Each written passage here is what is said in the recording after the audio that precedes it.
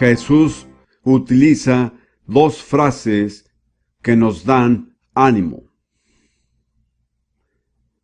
Cita el libro de Salmos y dice: si llamó dioses a aquellos a quienes vino, la palabra de Dios y la Escritura no puede ser quebrantada. De modo que en este versículo de Juan 10:35, Jesús decidió usar dos títulos para la Biblia que la mayoría de los creyentes ha usado desde entonces: la palabra de Dios y la Escritura. Sin embargo, no significan lo mismo. Cuando Jesús llama la Biblia la palabra de Dios, quiere decir que vino de Dios, que es un mensaje directo de Dios. Vino por medio de muchos canales diferentes, escrita por muchos escritores diferentes, pero la fuente de todo lo que está en la Biblia fue original de Dios. Es la palabra de Dios, es el mensaje de Dios, es el que Él quiere darnos a conocer. En cambio, la palabra escritura quiere decir literalmente lo que está escrito.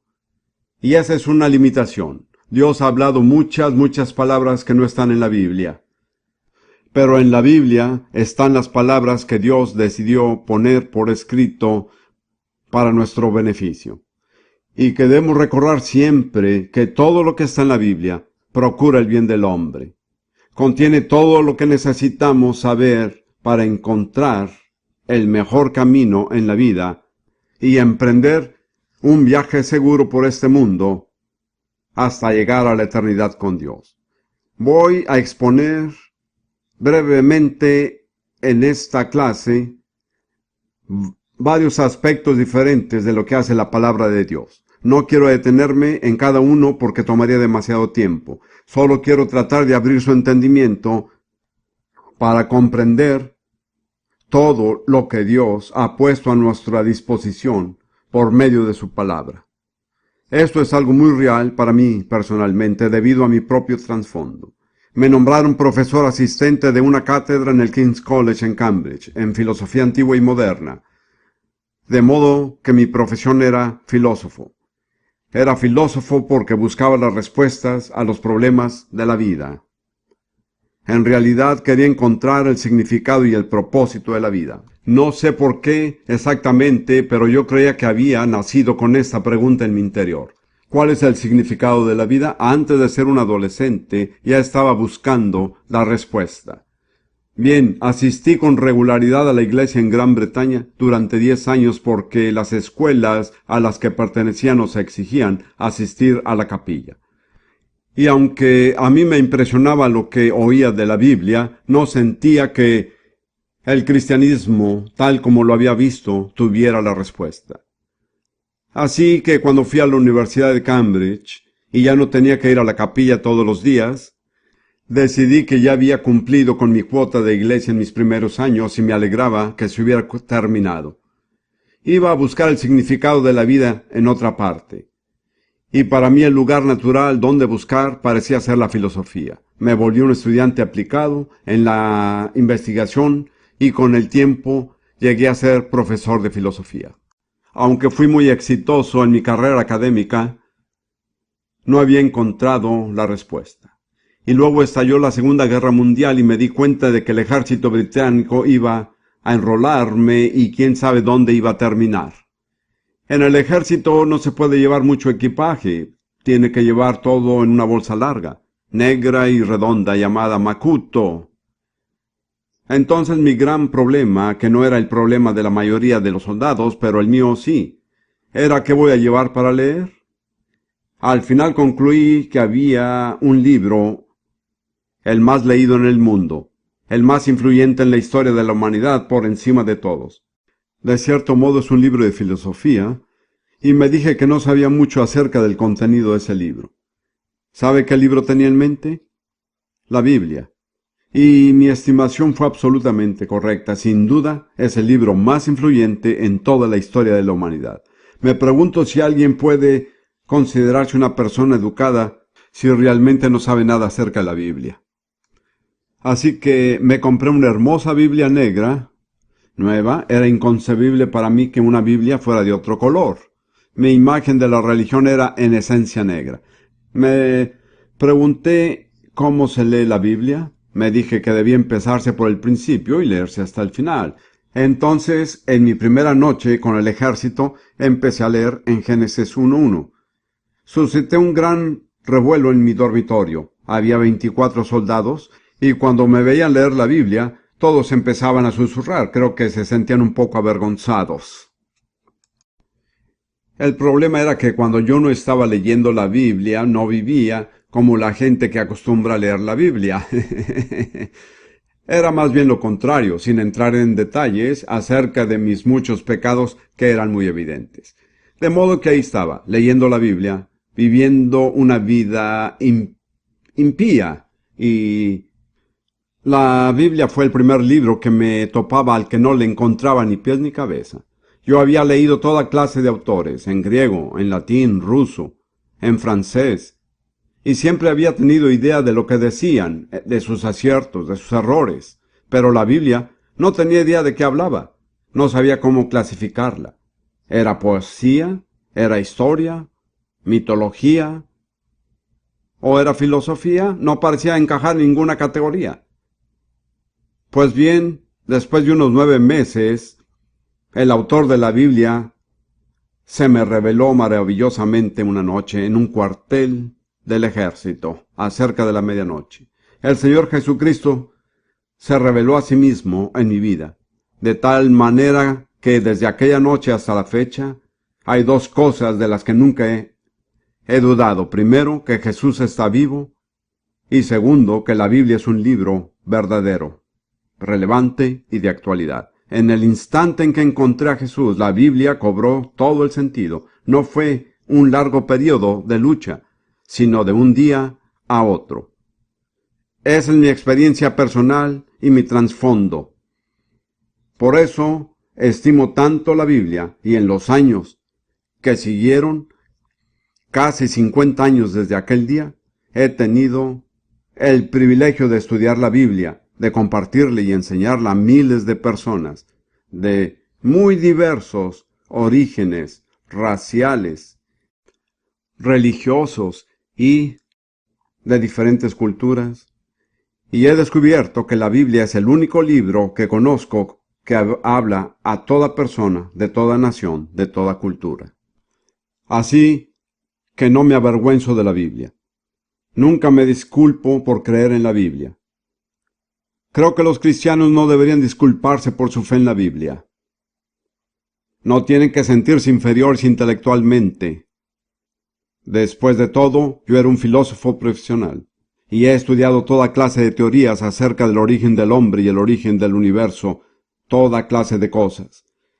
Pero tengo que decir que, en mi juicio, la Biblia es el libro más lógico que haya estudiado. Su lógica es perfecta. Si quiero un ejemplo de lógica perfecta, debería leer la Epístola de los Romanos. En mi opinión, es una obra maestra. Ninguna pluma de hombre ha escrito algo que iguale la lógica y la perfección de la Epístola de Pablo a los Romanos. De modo que si usted es estudiante o quien quiera que sea, no se sienta inferior por decir que cree en la Biblia. No es una señal de inferioridad, sino de buen juicio. Ahora permítame empezar el tema de lo que la Biblia hará por usted. En primer lugar, me gustaría presentar algunas afirmaciones generales acerca de las Escrituras.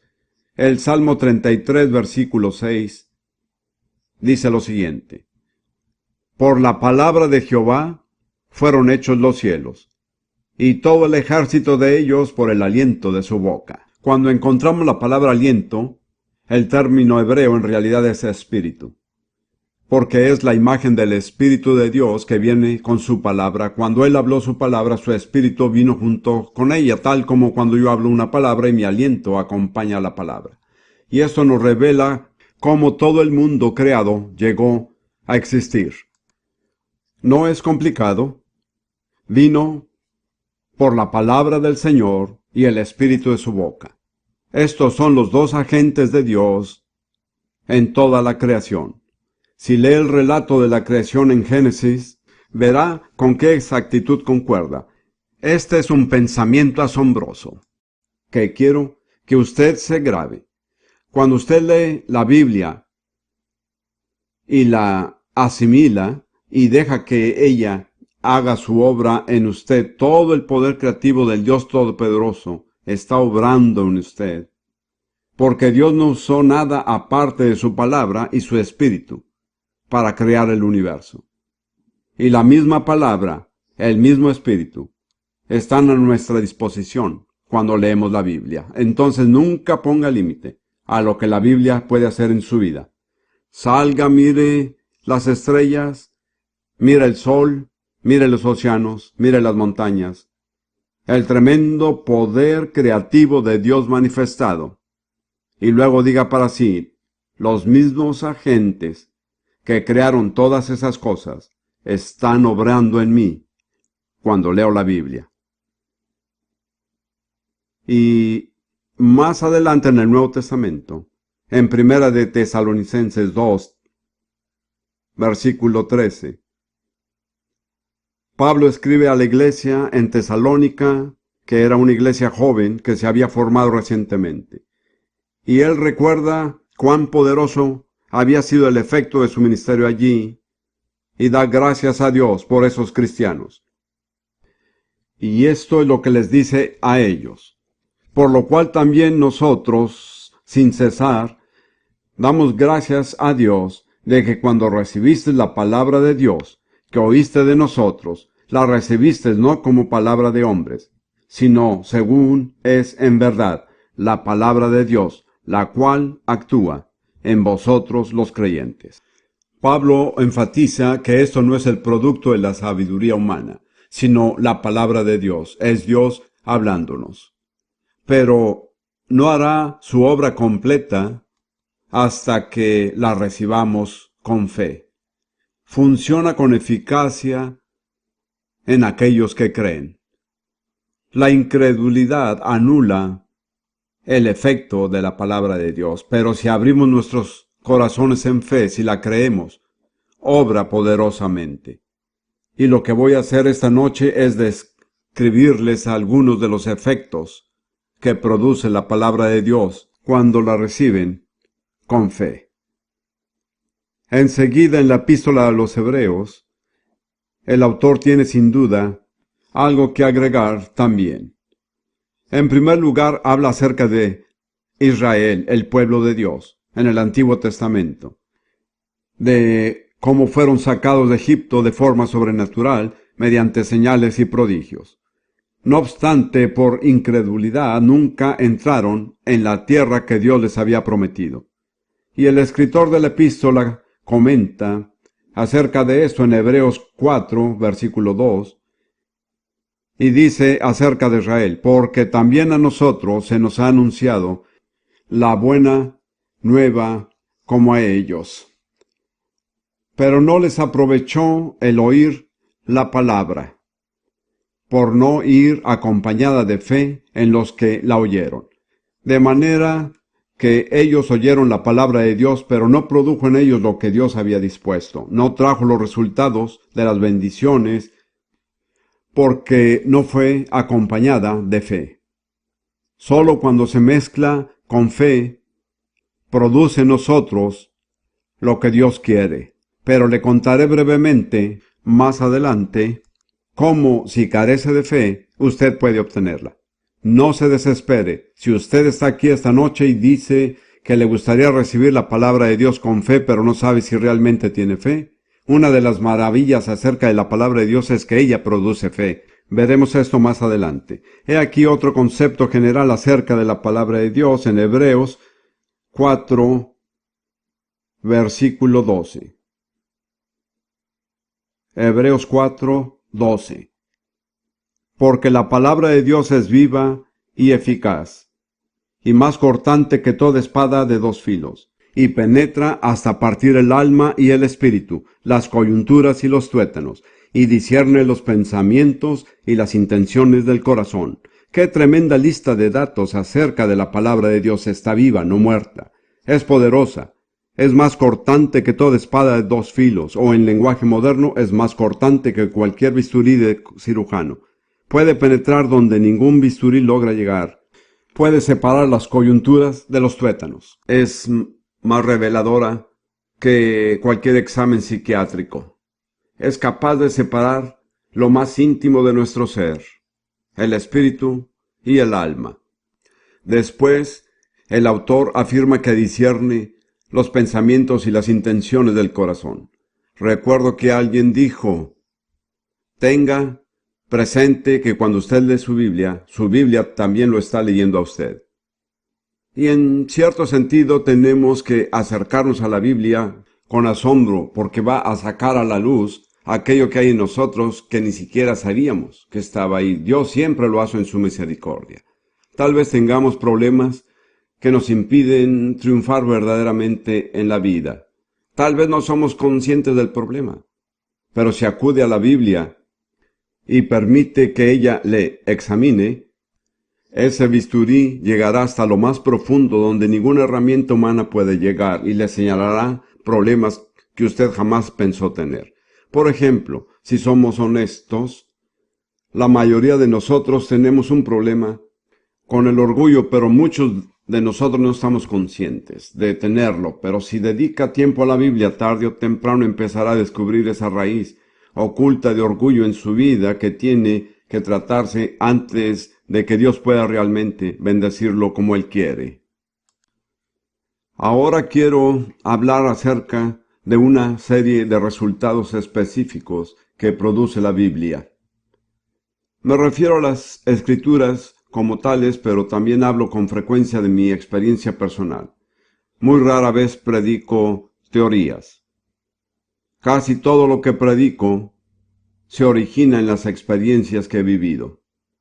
Y cuando Dios quiere que yo incursione en una nueva área de verdad, por lo general me brinda alguna experiencia a mí. Me conduce a alguna situación que me confronta con la verdad. Entonces, como digo, no es una teoría lo que le estoy comunicando este día. Lo primero que quiero decir acerca de la Biblia y que ya he mencionado indirectamente es que si usted no tiene fe, puede obtenerla. Este es un pasaje clave de las Escrituras en mi propia vida, Romanos 10, versículo 17. Romanos 10, 17. Así que la fe es por el oír, y el oír por la palabra de Dios. ¿Cómo viene la fe? Por el oír. ¿Oír qué? La palabra de Dios. He estudiado este versículo y permítame decirle por qué es tan real para mí. Después de haber conocido al Señor y de ser bautizado en el Espíritu Santo y estando aún en el ejército, fui enviado al Medio Oriente. Pasé 3 años en los desiertos del norte de África. Durante ese tiempo me enfermé de algo que los doctores fueron incapaces de curar. De esta manera pasé 1 año entero en un hospital. Y estando allí en una cama, conocí a Dios, fui bautizado en el Espíritu Santo y leía mi Biblia. Pero seguía diciéndome: yo sé que si tuviera fe, Dios me sanaría. Pero la siguiente afirmación era siempre: pero no tengo fe. Y con esto quiero decir que yo estaba en lo que Juan Bunyan denomina en el progreso del peregrino, el amplio, profundo y oscuro valle de la desesperación. Y no tenía salida de ese valle. Así que pasé allí semanas y semanas en esta actitud de depresión y desesperanza. Entonces, un rayo de luz resplandeciente brilló en la oscuridad, proveniente de Romanos 10:17. Así que la fe viene. Y cuando leí la palabra viene, lo entendí. Pero si no tengo fe, puedo conseguirla, porque ella viene. Nadie tiene que seguir viviendo sin fe, si se cumple con los requisitos. ¿Cuáles son los requisitos? La fe viene por el oír, y el oír por la palabra de Dios. Yo veo 2 etapas en esto, y hablo realmente de mi experiencia. Cuando usted abre la palabra de Dios, cuando la lee, cuando medita en ella, y ocupa el primer lugar en su vida, entonces viene el oír. Oír es una clase de actitud en la cual usted está totalmente inmerso con Dios, todo lo demás queda fuera. Y si usted sigue oyendo, la fe viene, de modo que es un proceso, no ocurre instantáneamente. Primero está la palabra de Dios, usted la oye, le presta atención, abre su corazón y su mente, se expone a ella, y a partir del oír se desarrolla la fe. Como ve, si usted es de esas personas que lee la Biblia 5 minutos al día, es probable que se desarrolle muy poca fe en su vida, porque exige tiempo. Pero lo vale. A los cristianos del hemisferio oeste les digo, y no sé cómo funciona en esta parte del mundo, aunque creo que no es muy diferente, digo que si realmente quiere llegar a ser un gigante espiritual, solo hay dos cosas que necesita intercambiar en su vida. Cambiar una por la otra. Por supuesto que no se aplica a todos. Pero las dos cosas que tiene que intercambiar es la cantidad de tiempo que pasa con su Biblia y la cantidad de tiempo que pasa frente a la televisión. Cambie eso nada más, y se asombrará del cambio que ocurre en su vida. Ahora bien, puede que esto no sea cierto para todos, pero sí necesita tiempo, exige atención. Contaré más adelante cómo recibí sanidad a partir de la fe que vino por el oír, porque la manera como recibí sanidad es un ejemplo perfecto de lo que significa oír realmente. El siguiente resultado de la palabra de Dios que produce la fe es lo que llamo el nuevo hombre. En una clase anterior enseñé acerca de estas dos personas, el nuevo hombre y el viejo. El nuevo hombre es lo que se produce en nuestras vidas cuando recibimos la palabra de Dios con fe y ella produce la vida de Jesucristo en nuestro interior. El viejo hombre es lo que somos aparte de Dios. Así que el nuevo hombre es producto de la palabra de Dios. Se desarrolla a partir de la semilla de la palabra de Dios. Veamos algunas escrituras acerca de esto. En Santiago 1, versículo 18. Esto dice Santiago acerca de los creyentes en Jesucristo. Santiago 1:18. Habla acerca de Dios. Él, de su voluntad, nos hizo nacer por la palabra de verdad, para que seamos primicias de sus criaturas. Como sabrá, el nuevo nacimiento no empieza con usted, sino con Dios, de su voluntad. Él nos hizo nacer por la palabra de verdad que recibimos en nuestros corazones. En Juan 1:13, esto dice Juan acerca de los que nacen de nuevo, los cuales no son engendrados de sangre, ni de voluntad de carne, ni de voluntad de varón, sino de Dios. El nuevo nacimiento empieza con la voluntad de Dios, no con nuestra voluntad. Tenemos que comprender eso claramente. Somos creyentes porque así Dios lo quiso. Luego tenemos que responder a la voluntad de Dios, pero la motivación inicial viene de Dios, de su voluntad. Él nos hizo nacer por la palabra de verdad. Y luego, en Primera de Pedro 1, versículo 23, Pedro desarrolla este tema. Y dice que, siendo renacidos, no de simiente corruptible, sino de incorruptible, por la palabra de Dios que vive y permanece para siempre. De modo que la semilla que dio origen a esta nueva vida, a esta nueva persona, a este nuevo hombre, es la semilla de la palabra de Dios. Y es una semilla incorruptible. No se deteriora, nunca cambia, no está sujeta a la clase de cambios que afectan a las semillas que conocemos en el mundo natural. Y como ya lo dije y lo repito ahora, la naturaleza de la semilla determina la naturaleza de aquello que produce. Si usted siembra una semilla de manzana, tendrá una manzana y no una naranja. De esta manera, la naturaleza de la semilla de la palabra de Dios determina la vida que sale de ella. Si es una semilla incorruptible, entonces ¿qué clase de vida produce? Vida incorruptible, vida que no se deteriora. Es vida divina porque es semilla divina. Y luego, más adelante en el Nuevo Testamento, en Primera de Juan, capítulo 3 y versículo 9, hablando también acerca del nuevo nacimiento por la semilla de la palabra de Dios, Juan dice: todo aquel que es nacido de Dios no practica el pecado, porque la simiente de Dios permanece en él y no puede pecar, porque es nacido de Dios. Como ya señalé y no puedo entrar en muchos detalles, no se está refiriendo a un cristiano nacido de nuevo. Me pondré como ejemplo, para no ofender a alguien más. Yo nací de nuevo en 1941. Fue muy real, muy poderoso, y aún lo es hasta hoy. Pero eso no significa que nunca he pecado desde 1941. Desearía que fuera cierto, pero no lo es. No significa que no puedo pecar. De hecho, soy muy consciente de que solo si tengo cuidado y oro, seré guardado de pecar. Sin embargo, en mí nació una naturaleza, una persona, un nuevo hombre que no puede pecar. Puesto que ha nacido de semilla incorruptible, es una persona incorruptible.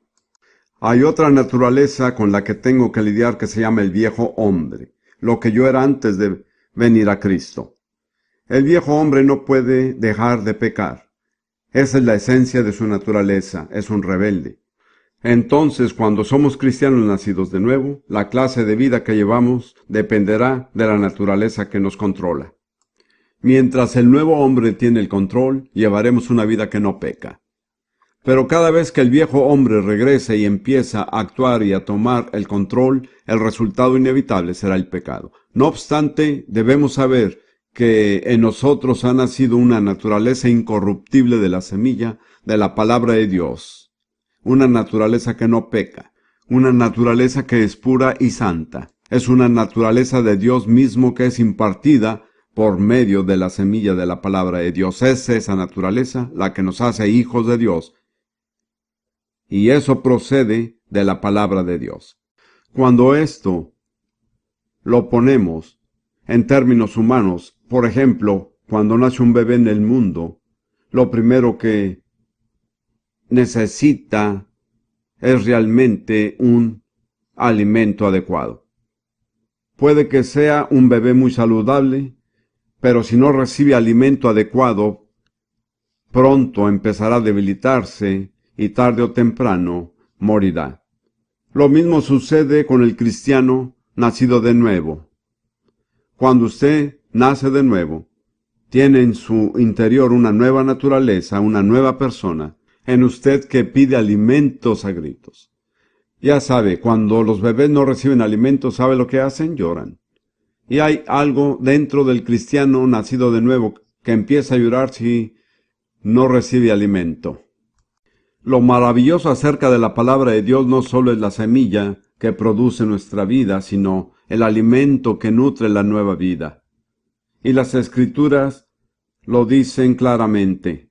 Bien, ahora volvamos a Primera de Pedro. En el primer capítulo, él habla acerca de nacer de nuevo, de semilla incorruptible. Luego continúa en el capítulo, y en el capítulo 2 empieza con un pues. Tal vez me ha oído decir, y si no, lo oirá en este momento. Cuando en la Biblia usted encuentra un pues, tiene que investigar qué función cumple la expresión, y este pues se refiere al nuevo nacimiento, ¿lo ve? Esto sucede cuando usted nace de nuevo. Desechando pues toda malicia, todo engaño, hipocresía, envidias y todas las detracciones, desear como niños recién nacidos la leche espiritual no adulterada, para que por ella crezcáis para salvación. Entonces, ¿cuál es el alimento para un hijo de Dios recién nacido? Es la leche espiritual pura de la palabra de Dios. Y si no brindamos a los cristianos nacidos de nuevo ese alimento, con toda seguridad perderán la nueva vida que recibieron. No hay nada más urgente cuando se nace de nuevo que aprender a alimentarse diariamente de la palabra de Dios. Y cuando se empieza, es leche. No puede dar a un bebé pan, mucho menos carne. Necesita algo de fácil digestión. De igual forma, cuando los cristianos nacen de nuevo, básicamente, no se les lleva al profeta Ezequiel o al libro de Eclesiastés. Puede que algunos cristianos puedan con esto, pero a los cristianos les digo, o cuando aconsejo a alguien a quien guío al Señor, les digo que lo primero que necesitan es alimento adecuado. Y en términos generales sugeriría que leyeran 3 libros del Nuevo Testamento en orden. Eso dependería del tipo de cultura y del trasfondo, pero en general yo diría que necesita leer el Evangelio de Juan, el libro de Hechos y la epístola a los Romanos. Tal vez sea demasiado para digerir para algunos, pero en general creo que el Evangelio de Juan es una excelente porción del Nuevo Testamento para empezar. Y luego, tarde o temprano tiene que entrar en Hechos, porque Hechos muestra cómo debía de funcionar la iglesia. Tenemos que reconocer que en muchos casos la iglesia dista mucho del modelo de Dios, pero Dios no ha cambiado en su modelo. Y luego Romanos, tal vez lo recomiendo particularmente por mi trasfondo filosófico, pero creo que hay un momento en que los cristianos necesitan entender las verdades prácticas de Romanos. La mayoría de comentaristas de la Biblia estarían de acuerdo en afirmar que si se quiere entender el Evangelio, hay que leer el libro de Romanos. No digo que sea fácil, pero vale la pena empezar. He enseñado mucho acerca de Romanos y nunca he sentido que lo he agotado. Cada vez que termino de enseñar sobre el libro pienso que hubiera deseado expresarlo mejor o de repente descubro cosas de las que no era consciente. Así que al ritmo que sea, el bebé cristiano recién nacido necesita la leche de la palabra de Dios. Digo a las personas como un ejemplo que si alguien es nacido de nuevo y estoy dando un consejo, digo que lo primero que necesitan es leer la Biblia, leerla diariamente. No la lea solamente los domingos, yo diría que cada mañana y cada noche. Así crecerá. En segundo lugar, con su lectura de la Biblia, empiece a aprender a orar. Suelo decir que cuando usted lee la Biblia es Dios quien le habla. Cuando usted ora, es usted quien le habla a Él. De modo que si usted junta la lectura de la Biblia con la oración, tiene comunión con Dios. Un tercer elemento que menciono a las personas, hay 4 elementos, pero el tercero es confesar su fe. Que otros sepan que usted cree en Jesús. No tiene que pararse en una esquina en la calle y predicar, pero de alguna manera Dios se asegurará de que usted esté frente a la oportunidad de contar a otros que cree en Jesús. Si usted no confiesa su fe, ésta se marchitará. La fe debe ser confesada. Y en cuarto lugar, recomiendo la comunión con otros cristianos. Los cristianos no prosperan de forma solitaria. Se necesitan mutuamente, necesitan estar en un lugar donde se proclama la palabra de Dios con regularidad. Necesitan tener oportunidades para adorar con otros cristianos. Entonces, veamos cómo resumimos esto. Porque estoy seguro de que muchos de ustedes han tenido o tendrán el privilegio de guiar a otros a Cristo. Yo sugeriría que estas son las 4 cosas que tiene que impartirles. Leer la Biblia, orar, que es hablar con Dios, no en un lenguaje religioso, sino con sencillez. Confesar su fe y buscar la comunión cristiana. Pero yo siempre pongo la lectura de la Biblia primero, porque si usted lee la Biblia con inteligencia, ella lo llevará a todo lo demás. La otra clase de alimento que las personas necesitan, o el alimento básico de la humanidad, al menos en el Medio Oriente, es el pan. La Biblia también provee pan. Lo digo por lo menos que en el Medio Oriente, porque en algunas culturas tal vez no es el pan, pero hay algo equivalente. Así es. Y usted recordará que cuando Jesús empezó su ministerio, Satanás lo tentó a realizar un milagro de convertir piedras en panes, y Jesús se negó. Y esta es la respuesta que dio en Mateo 4:4. Él dijo, escrito está, y está escrito en el libro de Deuteronomio, no solo de pan vivirá el hombre, sino de toda palabra que sale de la boca de Dios. Lo que él da a entender es que el pan es en lo natural, lo que la palabra de Dios es en lo espiritual. Equivale al pan. Es la base de la alimentación y la dieta de las personas. En muchos lugares del mundo las personas no pueden comprar muchas cosas, pero por lo general, donde el pan es el alimento básico, eso es lo primero que se compra. Jesús habla de toda palabra que sale de la boca de Dios. Es una relación vital. Como puede ver, no es simplemente leer un libro, sino oír a Dios hablarle a través de ese libro. Y muchos de nosotros podemos testificar que Dios sabe lo que necesitamos oír. Mi esposa Ruth y yo acostumbramos a leer la Biblia cada mañana antes de cualquier otra actividad. Nos gusta oír a Dios antes de ocuparnos con otras personas. Y por lo general terminamos el día leyendo la Biblia juntos. No podemos contar la cantidad de veces que el pasaje que leímos un día resultó diciéndonos lo que necesitábamos saber para ese día. Es como pan fresco. Como sabe, si guarda el pan por mucho tiempo se vuelve seco y duro. No deje pues que la palabra de Dios se vuelva seca y dura. Viva de pan fresco, pan que sale cada día de la boca de Dios.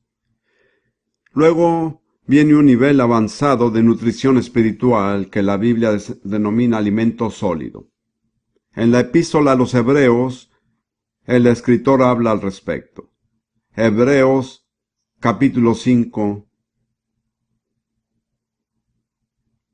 versículos 12 y 14. Ahora bien, tiene que comprender que los hebreos eran judíos creyentes en Jesús. En esa época tenían una ventaja sobre todos los demás pueblos porque habían conocido las escrituras del Antiguo Testamento por muchas generaciones. Tenían un conocimiento de Dios en esa época que ninguna otra nación tenía. Y el autor de Hebreos reprende a estos judíos creyentes porque les dice que ellos han gozado de esta ventaja inestimable de haber aprendido las Escrituras desde su infancia. Deberían estar en capacidad de enseñar a otras naciones y a otras personas, pero la verdad es que han sido tan perezosos con la palabra de Dios que no pueden hacerlo. Son apenas como bebés recién nacidos que necesitan leche, nunca han alcanzado el nivel de poder comer pan. Permítame leer estas palabras y enseguida comentarlas un poco más. Hebreos 5:12. Porque debiendo ser ya maestros después de tanto tiempo, tenéis necesidad de que se os vuelva a enseñar cuáles son los primeros rudimentos de las palabras de Dios, y habéis llegado a ser tales que tenéis necesidad de leche y no de alimento sólido. Temo que esta es una descripción de millones de cristianos, al menos en el mundo occidental, en países como Gran Bretaña, los Estados Unidos o Escandinavia, donde hemos tenido la Biblia durante siglos. Estamos hoy en la posición de los creyentes judíos del primer siglo.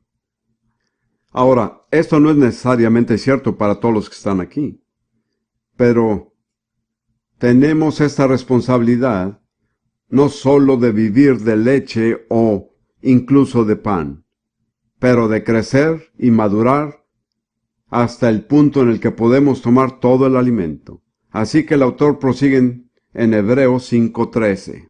Y todo aquel que participa de la leche es inexperto en la palabra de justicia porque es un niño. Así pues, su nivel de desarrollo espiritual no depende del número de años que ha sido cristiano, sino por la clase de alimento que consume. Puede que haya sido cristiano 10 años, pero si lo único que come es leche, espiritualmente es un bebé. Su problema es atrofia en el desarrollo, nunca ha crecido. Y luego el autor de Hebreos explica cómo podemos crecer. Él dice en el versículo 14, pero el alimento sólido es para los que han alcanzado madurez, para los que por el uso tienen los sentidos ejercitados en el discernimiento del bien y del mal. Entonces, ¿cómo se crece? ¿Cómo se madura?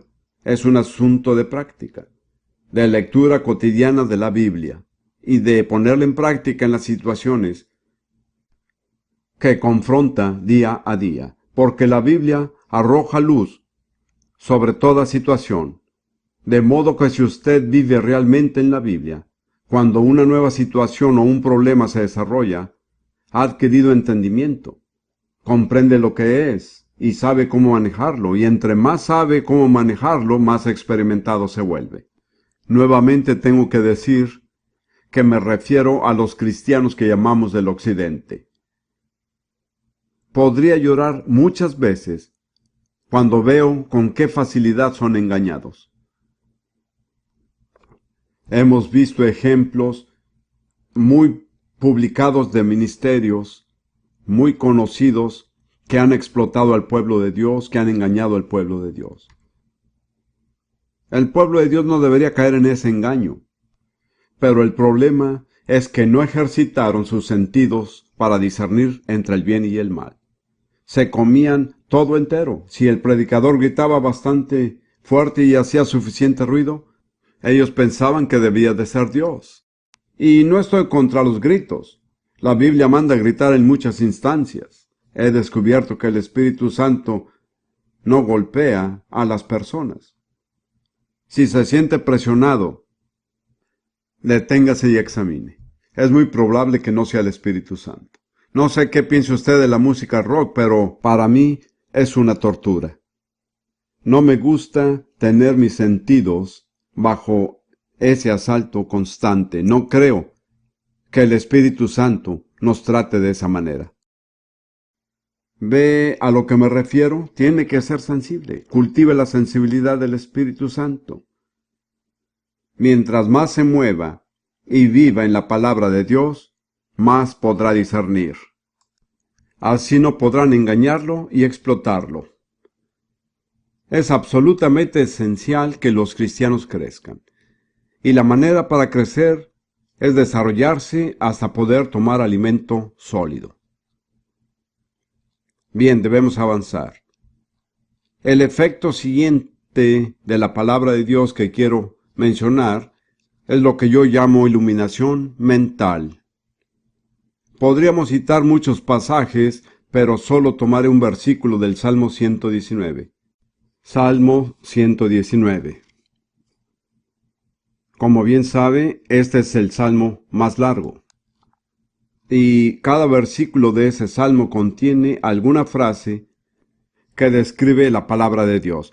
Hay alrededor de 8 frases diferentes, pero no hay un solo versículo en el Salmo 119 que no la contenga. El Salmo 119, versículo 130, dice esto, y se dirige a Dios. La exposición de tus palabras alumbra. Haz entender a los simples. Aquí habla de lo que hace la palabra de Dios en el área de nuestra mente. Alumbra y da entendimiento. Ahora bien, durante 5 años fui director de una universidad que entrenaba maestros para las escuelas africanas en Kenia. Y me vi confrontado a todo este asunto de cómo educar gente. Señalaba continuamente a mis estudiantes que es posible tener una educación y ser un necio. Educación no es sabiduría. No estoy en contra de la educación, es importante, es necesaria. Lo que quise decir a mis estudiantes es que la mayoría de los problemas del mundo son causados por necios educados. Creo que entre más piensa en ello, más se dará cuenta de lo cierto que es. Si no fueran educados, no serían capaces de causar daño. Hubo un presidente estadounidense al comienzo de este siglo que hablaba acerca de la gente que roba. Dijo que si un hombre no es educado, robará un vagón de ferrocarril. Pero Si se educa al mismo hombre, éste robará el ferrocarril entero. De modo que la educación no es luz. Lo sé porque yo mismo recibí una educación privilegiada y estaba en tinieblas. No sabía de dónde venía ni a dónde iba.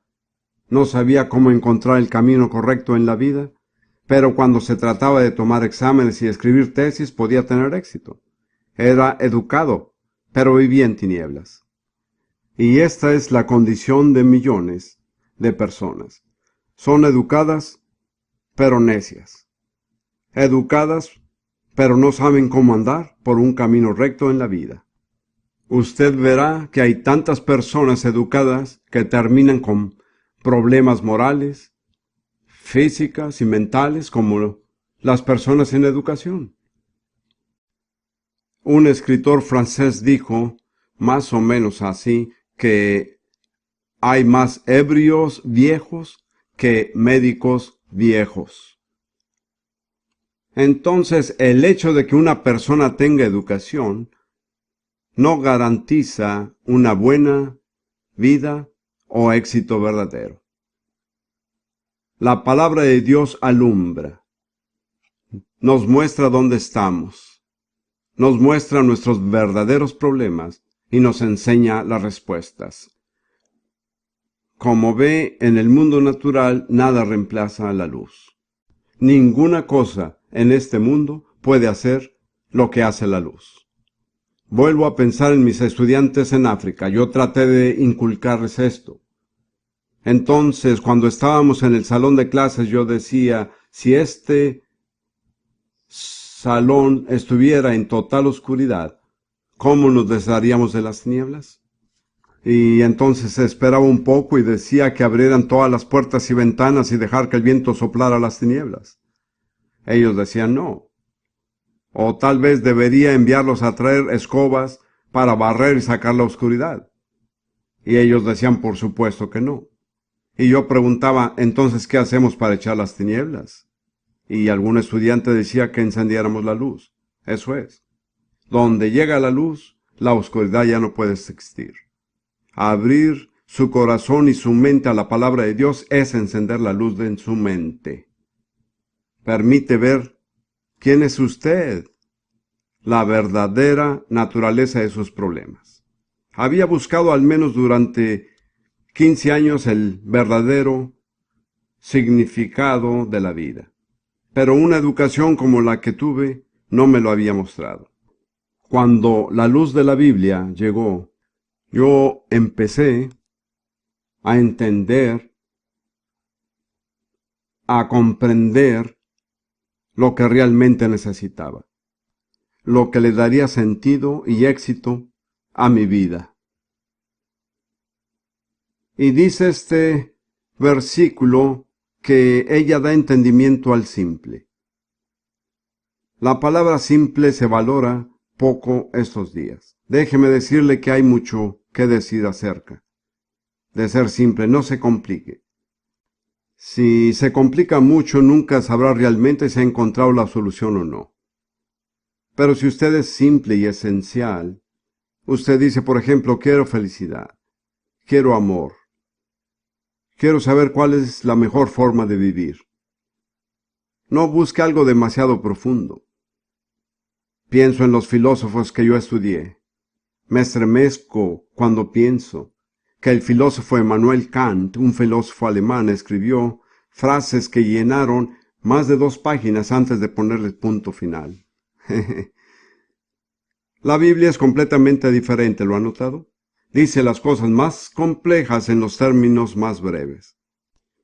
Cuando estaba en África, ya se nos está terminando el tiempo, pero cuando estaba en África me invitaron a hablar a una congregación cada mañana durante una semana. Tenía que conducir mi auto de regreso, así que una mañana decidí hablar sobre Primera de Pedro 2, versículo 24. 23, ¿no? 2.24. Primera de Pedro 2.24. En la versión Reina Valero dice, quien llevó él mismo refiriéndose a Jesús, nuestros pecados en su cuerpo sobre el madero, para que nosotros, estando muertos a los pecados, vivamos por la justicia. Pues bien, para mí este es el pensamiento más profundo, es el corazón mismo del Evangelio. Entonces, mientras conducía, empecé a decir, la mayoría de las personas a quienes voy a hablar son analfabetas, no pueden leer. Quizá ese mensaje sea demasiado profundo. Y el Señor me habló por el Espíritu Santo y me dijo que tomara ese versículo y contara el número de palabras de una sílaba. Yo lo hice, hay 30 palabras en el versículo, 12 palabras de una sílaba, 9 palabras de 2 sílabas y 9 palabras de 3 sílabas. Esa es la verdad más profunda que puedo lograr. ¿Lo ve?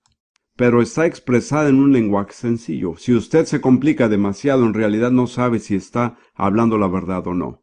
Puede engañarse. Pero cuando lo resume con sencillez, entonces sabrá de qué está hablando. Yo le aconsejo ser sencillo en lo que respecta a Dios. Sea honesto. Descubra su corazón. Dígale sus verdaderos problemas. No encubra nada y deje que la palabra de Dios le dé el entendimiento que necesita. Vamos a continuar. El siguiente resultado es uno en el que invertiré probablemente un buen tiempo, pero lo buscaremos. Está en Proverbios, pero primero buscaremos el Salmo 107. Esto es lo que Dios hace en su cuerpo físico por medio de su palabra. Salmo 107. Empezando en el versículo 17 y leyendo hasta el versículo 20. Siempre le digo a las personas, cuando leo este versículo que habla de gente de otra iglesia, porque los llama insensatos. Claro, por supuesto que esto no se aplica a nadie aquí, pero ya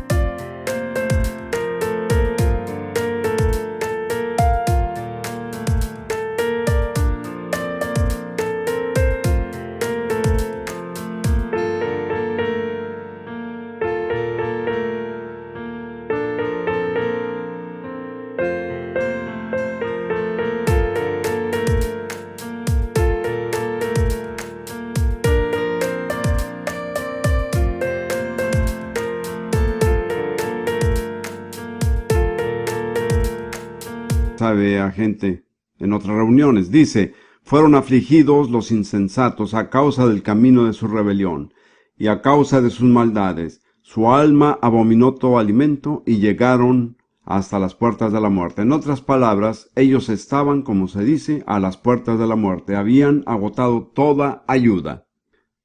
Y el versículo 19 dice, pero clamaron a Jehová en su angustia, y los libró de sus aflicciones.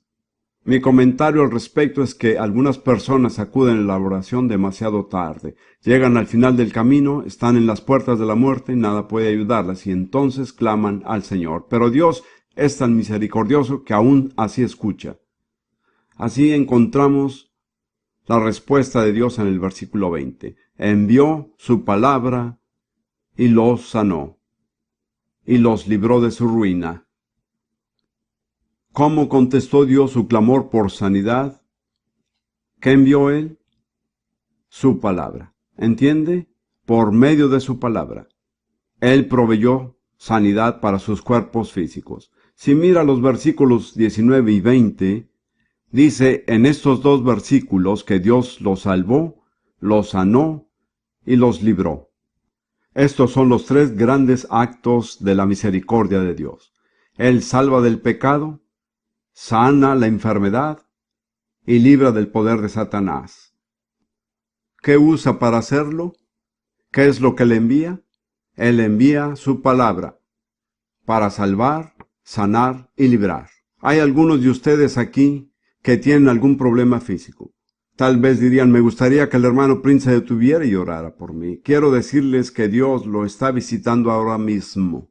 Él está enviando su palabra. Si puede apropiarse de ella, puede salir de esta reunión sanado, porque la palabra de Dios ha venido a usted. Ahora permítame volver al otro gran pasaje sobre la sanidad física que está en Proverbios capítulo 4, versículos 20, 21 y 22. Proverbios 4, del 20 al 22. Hijo mío, está atento a mis palabras, inclina tu oído a mis razones. No se aparten de tus ojos, guárdalas en medio de tu corazón. Dios habla acerca de sus palabras y sus dichos. Y luego dice en el versículo 22, porque son sus palabras y sus dichos vida a los que la hallan, y medicina a todo su cuerpo. ¿Qué significa a todo su cuerpo? Se refiere a la totalidad de nuestro cuerpo. Dios dice que sus palabras y sus dichos, si podemos encontrarlos, nos darán vida y sanidad total a todo nuestro cuerpo físico. Y una lectura alternativa en muchas Biblias de la palabra salud es medicina. Así que Dios ha provisto medicina o salud para todo nuestro cuerpo físico, en su conjunto. ¿Cómo lo ha provisto? Por medio de sus palabras y de sus dichos. Este es el pasaje que me sacó del hospital después de un año entero, cuando los médicos habían demostrado ser incapaces de brindar una cura. Yo estudié la Biblia por mí mismo y reflexioné, porque era un filósofo y tenía problemas especiales. Cada vez que leía acerca de la sanidad yo decía, sí, pero eso es la sanidad de mi alma. Dios realmente no está interesado en mi cuerpo. Pero cuando llegué a Proverbios 4:22 y hablaba de salud para todo su cuerpo, me dije, ni siquiera un filósofo puede hacer que el cuerpo significa alma o espíritu. Entonces me dije, voy a tomarlo así.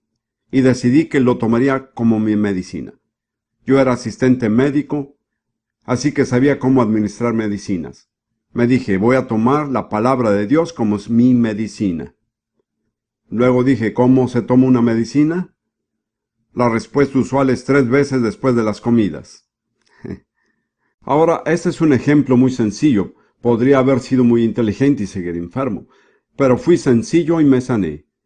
Entonces me dije, voy a tomar la palabra de Dios como mi medicina 3 veces al día después de las comidas, de modo que después de cada comida me apartaba, buscaba un lugar a solas, abría mi Biblia, inclinaba mi cabeza y decía, Dios, tú dijiste que estas palabras serán medicina para mí y para todo mi cuerpo. Las tomo como mi medicina ahora en el nombre de Jesús. Yo no recibí un milagro. Vivía bajo el clima menos propicio para la salud en Sudán. Y en ese clima insalubre, la palabra de Dios me dio salud perfecta y permanente.